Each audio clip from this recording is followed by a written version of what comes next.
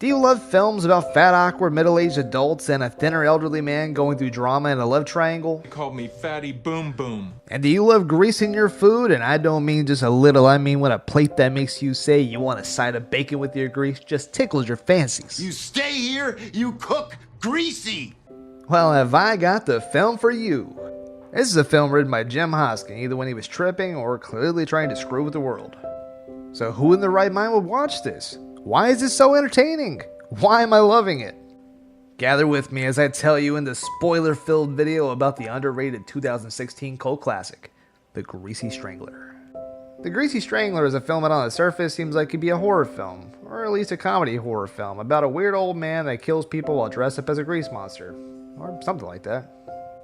When the film truly reveals its true colors, it turns out it's actually a love triangle between an old man and his son that absolutely love to call each other bullshit artists, whatever that means. But it sounds funny. Bullshit artist! I say again, bullshit artist! The old man just so happens to be a killer by coincidence for literally no reason other than just give his character depth, and he for some reason is really bad about keeping it a secret. Tell you a secret. I am the Greasy Strangler. This film includes scenes where naked characters dance and say, "Hootie tootie, disco cutie." Hootie tootie, disco kitty! Hootie tootie, disco kitty! Another where a foreign character struggles to say potato. Potato. And where a greasy strangler dances down the street with his absolutely giant schlong flopping all about, which by the way happens to be the director's favorite scene. This is an absolute banger of a film that everybody should see. I mean absolutely everybody. I mean your dog, your cat, your aunt, your uncle, your grandma, your grandpa, your mother, your father, everybody in the world. Everything about this film elevates it from being just some weird horror comedy or a comedy, whatever it is. From its eccentric 80s aesthetic taking place in the present day to show just how lame our main characters are, to its Napoleon Dynamite vibes in this surprisingly smart and philosophical film. It gives trauma vibes, but really it's a lot deeper than that. It's not just some fun, worthless film. The ending completely elevates it to having an actual meaning, and I don't know what the hell that is, but it's deep. The film ends with our father and son duo killing the supposedly lovely lady that they've both fallen for and killing what came in between them and having reconciled together to both become greasy stranglers. So I guess in a way it's some kind of weird metaphor for their relationship healing and becoming two peas in a pod, choosing family over a woman. It's bros before hoes embodied, except for their dad. And somehow, in some way, the actual ending of the film is so much weirder. Like it's them in a forest and they get shot by a firing squad, exploding into confetti.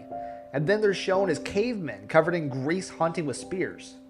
I guess it's some kind of criticism of humanity told through absurdism and Jim Hoskins' way of showing that humans never change. And having been this weird and stupid and competing for women since the days of cavemen. Or maybe I'm really far off. I really don't know. This film has been one that I absolutely love to show to my friends and get the reactions. So thankfully my friends are the kinds of people that have similar sense of humor and interest to me, so it's kind of beautiful. The humor's pretty cringe at times, which is the point, but I think that's in a way the charm. You know, so far, based on the reactions I've seen to his other works, I think this is Jim Hoskins' masterpiece. When I first saw this film, I was so intrigued and interested that I contacted Mr. Hoskin himself and discussed a little bit about the ending. But like a true artist, he gave me the runaround and wanted me to come up with my own interpretation. I don't know if that necessarily means he just loves seeing audience-constructed interpretations for the fun of it, or if I was on the right track. Or if he actually does have an intended meaning behind the ending. I'm sure he does. He's got to. Right? I absolutely love the weird quirkiness of this film and everything about it. It's just so memorable and provides for such great rewatch value. It's got a big growing cult following and I'm really shocked that it hasn't led to tons and tons of videos on this film. But people probably just don't want to have to worry about editing out Ronnie's wiener. I think that the more time that passes and the more people that watch this film, this will slowly become one of the most loved cult classic films about a greasy strangler ever made. So I'm currently editing this, and I realized I didn't even touch on one of the biggest themes in this film, and that is jealousy. I feel like that Jim Hoskin does a great job of illustrating the jealousy that Big Ronnie has towards his son. Like, it's fantastic the way that Big Ronnie decides to go in and just steal away the guy's girl. Now, the thing is though, he's not doing it because he wants the girl, he's doing it because he wants to get his son back. And I think that's beautiful. I wanted to mention that before I end this video. So what do you think of The Greasy Strangler? Is this a film you've already seen? Is this a film you think you've already seen enough of? Well, tell me down in the comment section below. Don't forget to subscribe and also hit that like button. It helps me with the algorithm. I'll see you guys in the next video.